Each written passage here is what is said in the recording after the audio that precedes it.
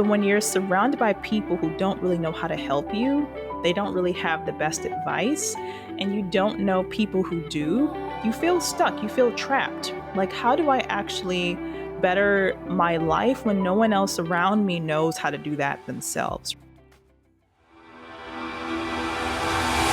I'm Heather Grzych, and this is the Wisdom of the Body podcast. This podcast explores the idea of body intelligence as the real key to learning the knowledge of life, or what we call Ayurveda in the ancient language of Sanskrit.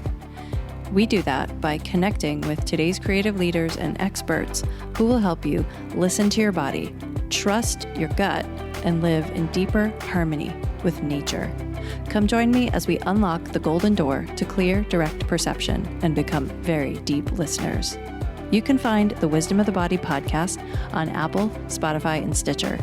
You can also follow us by joining my email at heathergrzych.com or on Instagram at heathergrzych.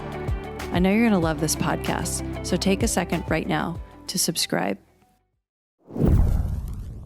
Today, I'm here with Chloe Panta, who is the author of Untapped Magic, Manifestation Methods for Living a Limitless Life, and a highly sought-after mindset expert and transformational coach who helps people achieve their ultimate life goals. She's an evidence-based, proven system with scientific data to support its effectiveness to help her clients overcome obstacles that are keeping them stuck in life, which nobody likes, we all hate. Chloe has been featured in numerous media outlets, including the Los Angeles Times, Newsweek, and Medium. And I'm so thrilled to have you here on the show today, Chloe. I'm happy to be here, Heather. Thank you for having me. I just want to get right into it with you. Yeah. How can we get what we want? We have to believe that we're worthy of having it. That's number one. And I think a lot of us on a subconscious level, even though we may say that we want something, we don't believe we deserve to have it. And that's why it may feel so far away from us. So when we're trying to manifest something, especially a really big goal, we have to first be deserving of it and worthy of having it. That means that we have to unblock in certain areas of our life. We have to let go of what no longer serves us so that what we're trying to call in has the space to take up that space and then allow us to manifest what we really want. And that's how we get our manifestations to come into fruition. Well, how do we unblock this stuff? Do we go out and get like statues of Ganesh? No, we don't need an elephant in order for us to actually manifest what we want, even though if we believe in that, that's perfectly fine. But in order for us to unblock, we have to go back into our childhood. So a little bit of CBT, cognitive behavioral therapy, to help us unblock what we've experienced as a child or as a young adult that we still believe in that is true for us. So a lot of us have beliefs that we're holding on to because they were ingrained in us by our caregivers, our parents, media, our friends. And because of that, we've taken on these beliefs as our own, but we haven't questioned whether these beliefs are actually holding true to us, if they still serve a worthy purpose in our life. And because of that, some of us can get stuck because we believe in something. This is the only way that it has to be done. But once we question our belief systems and we ask ourselves, what do we want to keep? What do we want to let go? We then can get rid of our limiting beliefs. And when I say go back to our childhood, I mean to go back to a time where we were told we couldn't have something, we weren't worthy of something, or where we felt invisible or unloved. And then we have to then let go and release that fear or whatever we're going through at that time by telling our younger self that we are worthy of having something and we are deserving of it. And once we unblock in that area, we're then able to call in what we really want in this world because we now are unblocked in that part of our life, if that makes sense. Yeah, it makes it sound so easy. Why is it so hard? But I want to hear from you.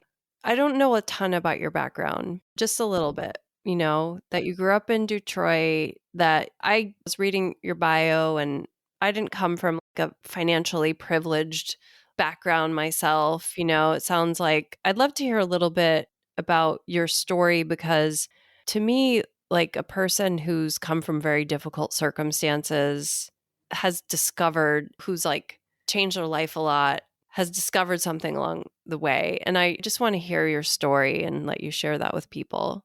Yeah. So I grew up in a very rough neighborhood in Detroit, and it wasn't always that way. Now, just because I grew up in a really bad neighborhood didn't mean I had a bad childhood. My grandmother and my mother raised me and my brother, and we had an amazing childhood, but the environment was not a place where you would want to raise a family. But back in the 1950s, my grandmother and my grandfather were the first African American family to move into this neighborhood. And it was a very prominent, very affluent neighborhood at that time. But as Black people were moving in, white people were actually moving out to the suburbs, and the prices of the homes were dwindling down in Detroit. And that caused poverty, that caused a lot of people who were doing things they should not have been doing. And a lot of change happened from 1950 till I would say the 90s up until maybe even today, because some parts are still not up to par. And because of that, I was raised in a household where we were loving and we were kind, but I had to be home before it got dark.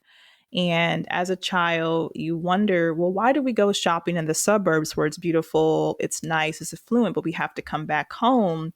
And I don't like where we live anymore. I don't like that I don't feel safe in my environment.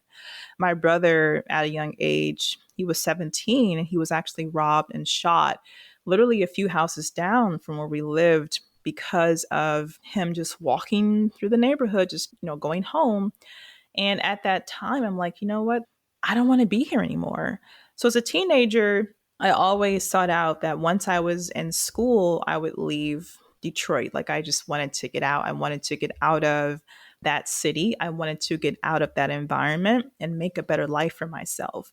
But when you're surrounded by people who don't really know how to help you, they don't really have the best advice, and you don't know people who do, you feel stuck. You feel trapped. Like, how do I actually better my life when no one else around me knows how to do that themselves, right? So that propelled me to go on a quest at a young age in my 20s to figure out, how do I just find happiness? How do I wake up every day and feel grateful for the place I live in and the clothes on my back and what I have? How do I get from a point of despair to a point of happiness and abundance and joy? And that quest took me from early 20s on until my late 20s to just kind of figure that story out. And I was able to find that. But that was the reason why, because I wanted to understand, well, why can't my mother get us out of this neighborhood?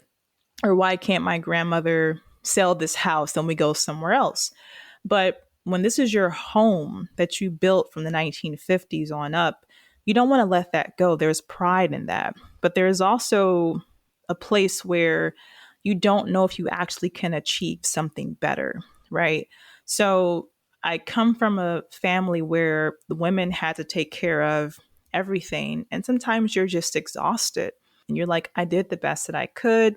This is where we are right now. And I wanted to propel that to go even further, where I could uplift my family and do more to get them to a place of happiness and joy and abundance, where they don't have to worry about, is my son going to get shot tomorrow again? Is he going to make it? Is he going to be okay?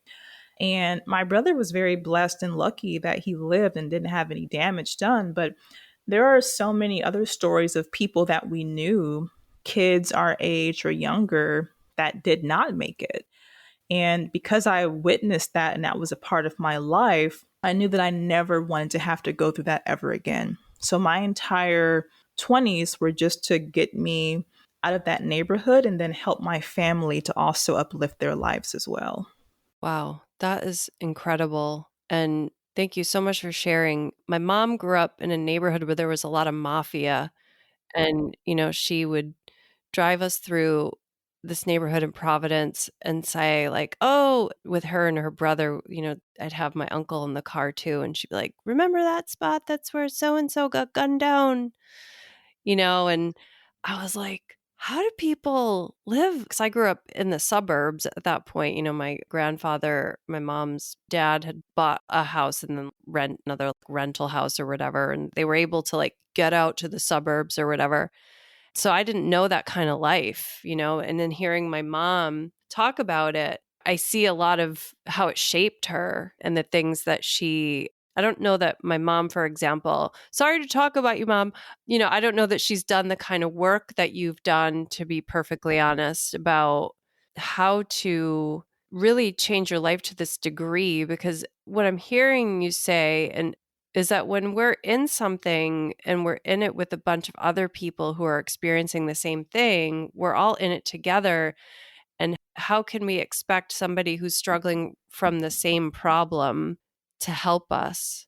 And that's a huge question. I feel like we could talk about that for a really long time.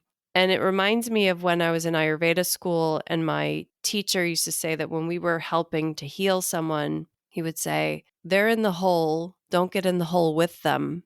Give them your hand, but don't be in the hole. And so I guess I'm really curious, one, about how did you find the guides? How did you find the lights? What did you know to look for? So you were looking for something different than what you knew. How did you know what to look for?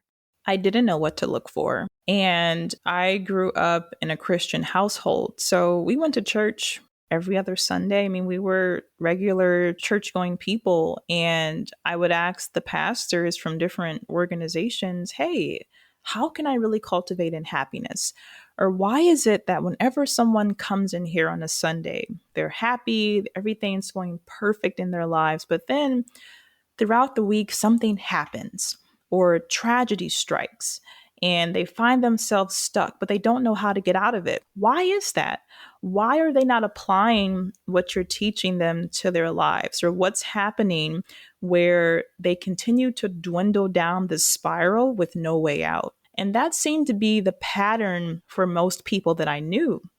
And I went to several different organizations, Catholic, Christian, everywhere, just to find an answer for how can I really cultivate in happiness? What do I need to do to call that in? And no one really could give me an answer. And I knew that I needed to look inward in order to figure that out. It wasn't an outside thing. I had to cultivate that for myself. And the people that I was around who weren't happy, it was because they were looking for external validation to validate or give them a reason to be happy, or because something happened to them, they were so engulfed in that thing, they didn't know or they didn't want to see a way out of it. And that took me time to realize. But I literally just said, hey, universe, God, help me. I just want to become a better person. I don't know what that looks like, but I know that I want to feel radically different than what I feel like today. And I don't know how I'm going to get there, but I'm asking for help. Send me someone or send me a sign or something that I'll know this is it. And then I'll figure it out from there, because I didn't know what else to do. Again, no one around me had the magical answer, right? So I just had to ask for help. And I literally just asked. I literally just spoke aloud in my room, hey, help. And help came. It was just the small synchronicities that came to me. I was browsing through Craigslist one day, just aimlessly browsing, and I came across an ad for a workout partner. And the ad was like 30 days old. But I'm like, I want to go back in the gym. I want to get fit. I want a buddy to go to the gym with me. And, I reached out to the woman who put in the ad, and she's like, yeah, no one responded but you. Do you want to meet up for coffee at my house? I'm like, yeah, sure. So I go to her house, and she lives in Northville. Now, Northville, Michigan is a beautiful, affluent neighborhood. It was my dream goal to live there one day. And I pull up to her house. It's this beautiful, sprawling house. It's on acres and acres of land. I mean, there's deer in the backyard. It's just beautiful, right? And she comes outside, and she's about 10 years older than me. I'm in my early 20s at this point. She's like early 30s. And I just felt this instant connection. Like, this is the sign. She was the sign. And we had this instant bond. She was also a Christian. So we went to church literally every Sunday and Wednesday. But the way that she guided me, she showed me what was possible to have that I've never seen before. I'd never been in a person's home who owned a mansion like that before, never in my life. I never knew anyone that lived in Northville, Michigan. I never knew anyone that was older than me, but still around my age, who cultivated in success that I could actually talk to and bounce ideas off of or guide me. I never had that. And she was exactly what I was looking for that I had no idea that I needed at that time. And her guidance helped me to create a foundation for myself, for setting boundaries, for cultivating in happiness, for finding a practice. And that led me to spirituality, where I knew, okay, I have the foundations now. I know what's possible to have. Now I want to go after that. And that was basically the universe's way of telling me, I got you. You've asked for help. Here's your starting point. And from that point on, I was able to really start to call in manifestations and live a much better, happier life. And this was probably around 22 years old when this happened for me.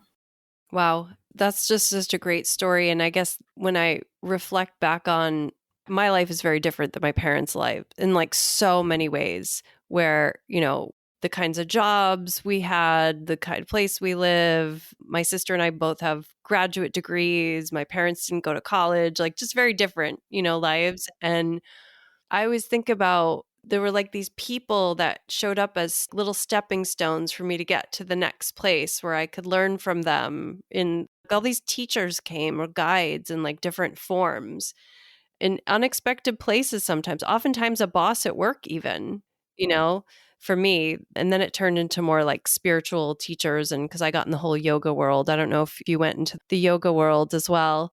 I didn't, but I did go to some spiritual retreats. So I know a lot of different types of practices that have helped me with meditation. So Yeah, really beautiful. And so, this idea of manifestation, which I will say, because I wrote a fertility book, it's a huge topic because a lot of people want to have a baby. And it's like one of the most frustrating things people try to manifest. For people that it has become a problem for, it can be a very big problem that goes on and on. So, I think we get excited about manifestation and then we also get like extremely frustrated with it. So if somebody has been trying to manifest something for a long time, not just a baby, but like whatever, what's happening that's preventing it? Why is it that they believe they're trying to manifest it, but it's not happening? it can be one of several things. And I'll talk on the one that is most common. It can be because when we're trying to manifest a big thing, a baby is a big thing, a job change, a career change, moving across the country is a big goal, right? And if we're trying to manifest something really, really big and it feels really, really far away, it feels hard, or it feels like I can't do this, this is not happening. It's because we are not on the same wavelength as the thing that we're trying to manifest. And what I mean by that is we are energetic beings. We live in an energetic world. If someone has bad vibes, you feel that. If someone has good vibes, you feel that. And what it means is we're not ready because we're not worthy or deserving on a subconscious level to call that in. And it simply means we have to unblock in an area in our life to call that in. Another thing could be we are clingy to the goal. We only want this goal. It has to be this way or the highway. And because we are not open and receptive to change or having it come in a different form, we're blocking out other manifestations that could be waiting for us on the other side of the door. This can be having a certain type of house or a certain type of anything, a certain type of career, or only wanting to have a baby through your partner and not maybe adopting or other options, whatever that may be, right? And because we're closed off to that, we're not allowing an abundance to work in ways our mind can't comprehend. And because of that, we again are not feeling worthy or deserving of other possibilities that can happen for us. And that's why the goal, it seems so far away. that we're not worthy of having it, or just it seems impossible for us to achieve. Another way could be is that we just aren't ready. We may procrastinate. We don't put in the work, whatever that may be. We're still dreaming about it, but we don't really want it to happen. We're afraid for it to happen. We don't know what we're going to do when we get it. And because of that, we aren't ready to call in the manifestation. So those could be some ways as to why a really big goal will seem so far away for us and unachievable. It's because we have some work to do to make that a reality for us. Oof. It's not fun for anybody experiencing that. One of the things I really like about your book is that, well, because the podcast is about wisdom of the body, right? And I love how you actually explain in the book what the body feels like when someone's magnetizing. And I hear a lot of people talk about the law of attraction. A lot of people talk about manifestation. And I was like, she's talking about how the body feels when we're doing it. So I want to dig into that with you.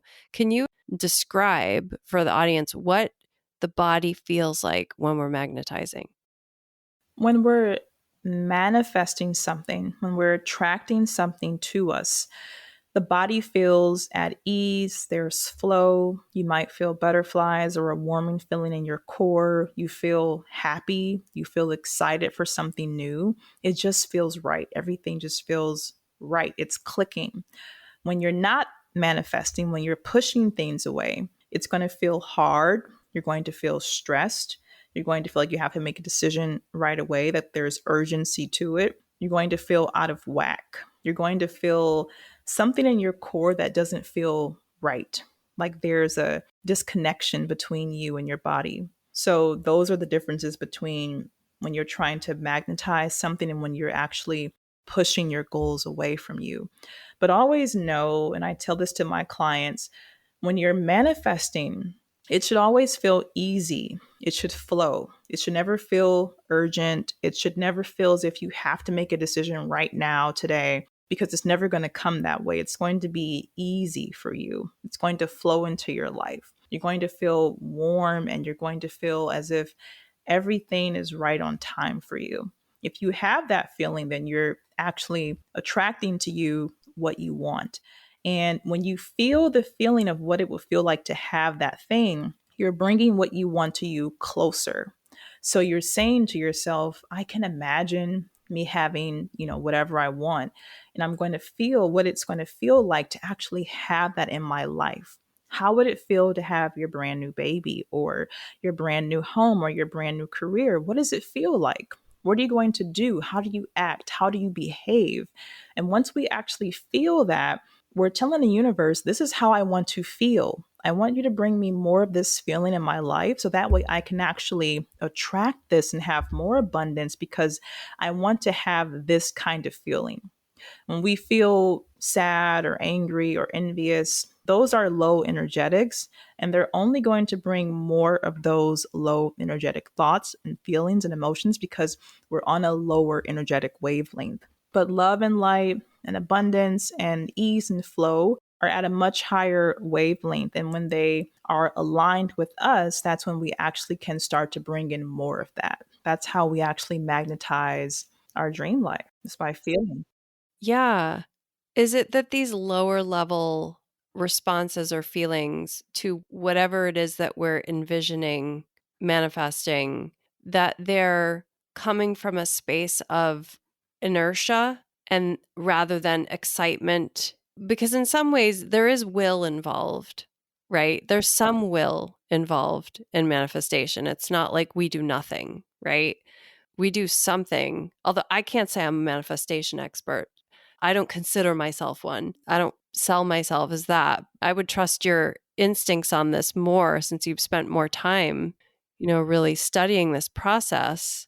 Like, what's the difference between a low vibration response and a high vibration response? What's the real difference?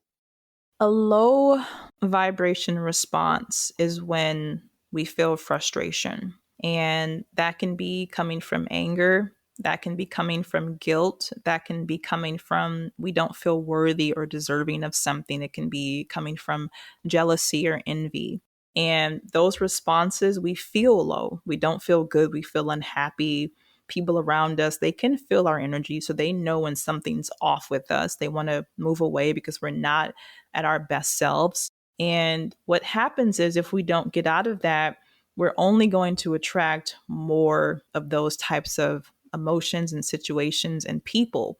And this is what I call looping, especially when people year over year, they may be in a crappy relationship with a new person, but they're all bad. They always seem to have bad jobs or bad bosses or toxic friendships all the time. And it's like nothing has changed for them year over year over year.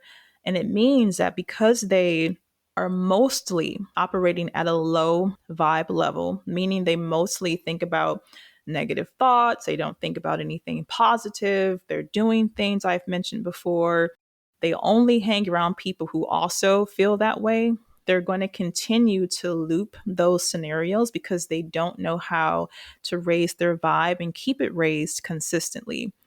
Even if we have one positive thought, that can obliviate 1,000 negative thoughts. But we have to continuously practice gratitude. We have to continuously practice how to uplevel our lives. And if we do that on a continuous basis, we will eventually raise our vibe and we'll be able to magnetize what it is that we really want. And when we're vibing high, we attract opportunities that are coming to us from seemingly out of nowhere, the perfect partner. Things that we want are aligned in our lives because we are worthy and deserving of that. And our vibe is also high. But we all are not going to have great days. We can't always just be happy 24/7, right? I mean, that's just life. It's not possible for everyone to do that. But if the majority of the time our vibes are high, we're going to continue to magnetize and experience an abundant life because we are consistently on a high vibe level, if that makes sense. And that's what I call living in ease and flow because we are consistently doing that on a regular basis. We are practicing gratitude. We are practicing living our very best lives every single day. Well, it certainly feels good to be high vibe, and it certainly feels good to have gratitude. I mean, it's just amazing to. What are some other ways that you recommend people find that high vibe? Gratitude being one of them you mentioned. I would say another thing is when you're going to the grocery store, you're on your way to get a cup of coffee, just smile at a stranger. You never know how that one thing that you did can actually have a butterfly effect and affect someone else's life. So the very small things that we do can affect others. But just being able to get through your day and just being happy. And if something is bothering you, just don't sit in it. A lot of us, we just kind of fester in things that happen to us, but we don't move through them. We don't move past them. And one thing that I've learned in my practice is it's okay to feel angry or sad or whatever you're feeling, but let it flow, let it go. You don't have to sit in that thing. If you talk about it, that's fine. But after it's happened, it's done and you have to move on. But a lot of us, we fester. And what happens is when we fester in things that have happened to us that are not great, we can cause internal trauma, we can cause illnesses and discomfort and chronic pain because we're sitting in something and we're not letting it flow through our body. And when we hang on to that pain in our body, it causes all this type of discomfort for us. So we have to always just realize that today we're here, we're alive, we have a house, we have clothes, we're able to do what we have to do. We have to be grateful and thankful for that. But also just the small things, romanticizing our lives. So buying a rose for yourself, making yourself your favorite dinner, having a glass of wine, just enjoying your life and knowing that everything doesn't have to be hard. Everything doesn't have to be stress.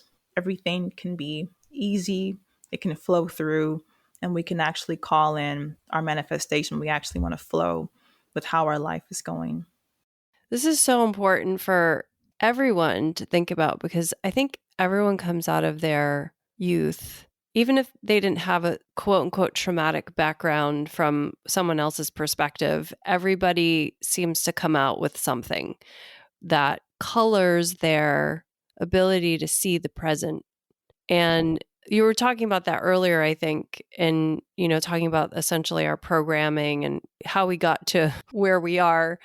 And it's crazy how much it can get a hold of us and kind of make our glasses foggy or have some specks on them or something. And everything that you're talking about, like buying yourself a rose, having this practice of gratitude, really speak about presence and developing presence and being here and letting go of those things that have been plaguing us that are no longer here anymore. And some of us have had some pretty hard things happen to us. So, how amazing to have that option to really let them go.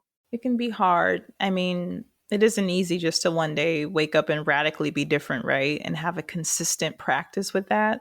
We can operate off of willpower for only so long, but it becomes our inner power that we have to actually utilize to power us through and fuel us to live the life that we want to live. And when it comes to manifestation, I think a lot of people think that, oh, I'm just going to get what I want and that's it. Like I'm done. But it's a part of your life. It's your lifestyle where if you want to continue to call in what you really want and to get that, you have to practice this in order for it to continuously bring you more of what you want. Because we're always going to want the next level, the next thing, the next goal, right? We're not going to just have the one thing and just be satisfied. It's going to be what's next? How can I amplify my success or what I want? And once we establish a practice, whether that's with meditation or whatever we choose to do, in the book, I have so many modalities to choose from. We have to know that it's now a part of who we are. And we have to continuously do this to cultivate and really call in what we want to have in this life. Yeah. And I know we wanted to talk a little bit about relationships, and there's so many different kinds of relationships. The part that's coming up for me that I want to talk about is the challenge of when you feel like you've freed yourself of something, a pattern that we say is no longer serving, but that's how people say it. Or it's just like something that was plaguing you, a pattern that was plaguing you. You free yourself from it. Oftentimes that pattern was developed in a setting with people that you loved, that could be your friends, it could be your family. And I think people who are like alcoholics experience this a lot, right? Or people that are trying to get away from being an addict. So it's a huge challenge. Do you think that that's one of the things that holds us back when we are blocked from moving forward and manifesting something? Do you think that a lot of people have like this deep-seated fear of like, these people who've loved me, that have been my support, they won't be there anymore if I release myself from this?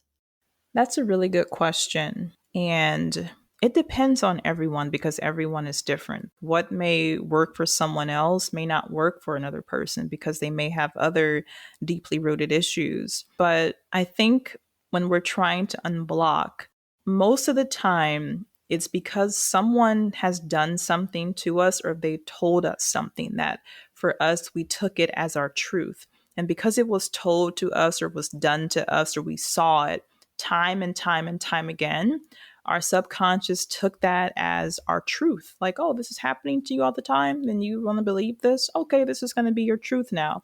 So now you're only going to be able to find men who are unavailable. Or now you're only going to be able to do this because you believe you're going to be able to do this, or you can't do this. The subconscious doesn't know what right or wrong is, what good or bad is. It simply knows what you feel and what you call in as your truth because you feel that you're worthy or deserving of that thing, or you're unworthy and undeserving of that thing. Whatever you want to believe in, it's going to take that as your new reality.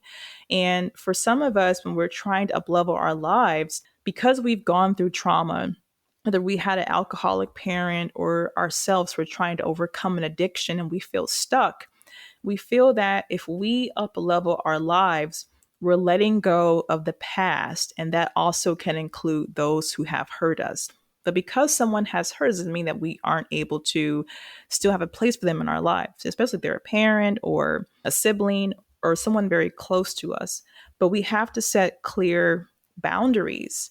And I think that a lot of us don't know how to set clear boundaries, and we don't know what to do when something happens and it's out of our control or it's out of line. How do we set a clear boundary with a parent who was abusive to us as a kid? How do we get past that? How do we set a boundary with an ex husband who's an alcoholic, but we still have to have shared custody? How do we set clear boundaries? And once we establish that, then we can unblock and let go what no longer serves us. But we have to be strong in a sense where when that boundary is crossed, we then have to go about our day and understand that because they have crossed that boundary, this is no longer available to them, or I'm unavailable to that person because they've crossed this boundary. But we have to be the ones who decide what that is and stand firm on that. So that can also be a pattern where some of us don't really understand how we can set a clear boundary and then manifest something without feeling guilty about falling back into old habits. We have to set clear boundaries, but then also we have to be firm in them and know when to say no and actually mean it. We're trying to create more abundance, but also attract what we actually want to have to come through for us. All right, so let's get deep here because I feel like a lot of people talk about setting boundaries. Where does that live in us? Is that just a thought? Where does setting a boundary live? I mean, and I don't know, maybe we don't have an answer. Maybe this is something beyond us to understand with our conscious mind, but what would be your guess? I would say our boundaries are a part of our belief systems. It's a part of our innate worthiness and deservingness because when we set a boundary, we're respecting ourselves, we have self love, and we're telling ourselves, because I love you this much, I'm no longer going to allow you to be hurt by this person, this situation. And because of that, if someone crosses that line, I'm going to shut down because I don't deserve to have the pain that they're going to be trying to give to me because they're on a different, lower wavelength than what I'm operating on at this time. So I think that when we're talking about boundaries and setting them and being firm with them, it's a part of self love and knowing that we're strong enough to say no and mean it and not feel bad or guilty because we told somebody no. And knowing that because we respect ourselves, no one has that power to take it away from us because we've told them no. It's very difficult to tell people no. Family, friends, coworkers, whatever, because you always want to be available. You want to be the good person, the good friend, the good wife, the good whatever. But if we don't set those boundaries, we're never going to have self respect and self love for ourselves because we don't know how to say no. That's what causes stress again in our body. We hold on to that. It doesn't go anywhere because it's just sitting there. So we hold on to stress. We hold on to chronic pain, chronic illness because we don't know how to set boundaries and say no. So we put ourselves in there and we say, I love myself too. I can take care of myself as well. Yeah. One thing that I say to myself is I say that I am worthy and deserving of all the love and abundance in this world. And I am deserving and worthy of all the respect in this world. And those who love and cherish me will respect me, will love me for exactly who I am, where I am today. And if someone in your life doesn't do that, then you know that they are crossing a boundary that needs to be set in order for you to call in that self love, but also to know that you are worthy of love and respect and deservingness. It's really, really beautiful. I have two more questions I want to ask you. One is it's a manifestation topic that, like, how do I know if I really want something? You'll feel it. You'll have like a gut feeling, and you'll just have like this thing that lights you up. You're like, this is what I want. This is what I want to do. And even though it might be a challenge to get there, I'm willing to go through that because I want this thing so, so bad. So that's what something is like, you know what? This is what I really, really want. But sometimes that can change. It can morph into something radically different. but it still lights you up. But if something makes you feel like, I don't really know, whatever, then it's not really what you want. It's just, if I had it, I'd be okay. It's nice to have, but it isn't really what I want. But if it lights you up, if you just have like those butterflies, that warm feeling in your core, that is what you really want when you're trying to manifest something. At least that's what happens to me when I'm trying to manifest what I want. When I read that part of your book, I was like, I feel that too. That's exactly what I feel as well. We'd have to do a study and be like, what do you feel? Yeah. But I suspect it makes me think a lot about this concept of Agni in Ayurveda, which is essentially like the body's true capacity for transformation. Agni was a fire god in the Vedic literature. So it's like it often gets sort of discussed as like your digestive fire, but it's really more than that because it's also like passion. And yeah, so it makes me think it's warm. It has a warm feel and a slight upward. My teacher used to draw it as like a little fire in the middle of your belly. Yeah, so I think you're onto something. Last question here today. This has been so lovely, by the way. What does the wisdom of the body mean to you?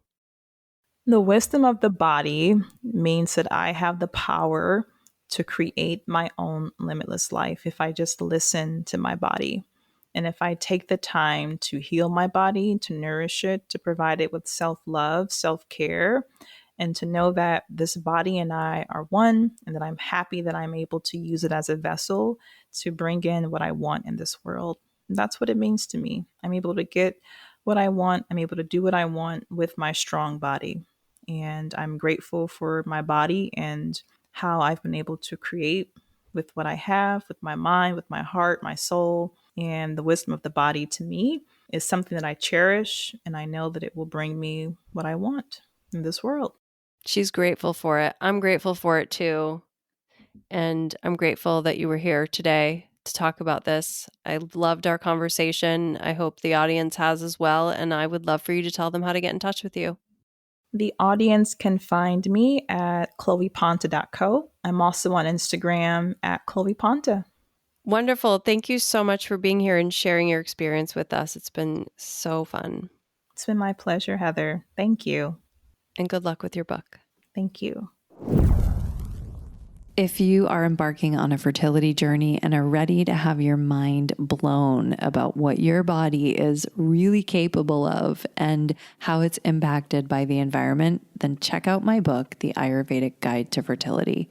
You can actually download the introduction to the book for free on my website at heathergrzych.com. That's Heather, Grzych.com. Read the intro for free and then buy the rest of this fertility enlightening book pretty much anywhere books are sold. You want a full human experience when you seek a healthcare provider, and you don't want 15 minutes with someone who can't even try to find out the root cause of things because they're so overwhelmed themselves. You have a body, a mind, a heart, and dare I say it, even emotions. You're not crazy. Everything does affect you, and it's possible to feel better if you have the support you need. Set up an appointment with me to heal naturally. Go to heathergrzych.com. That's Heather, Grzych.com. Thank you for tuning in and dropping in with us today. Don't forget to subscribe, rate, and review this podcast. I really want to hear your feedback. To learn more about my work, visit heathergrzych.com. That's Heather, Grzych.com. And meet me here next time on The Wisdom of the Body.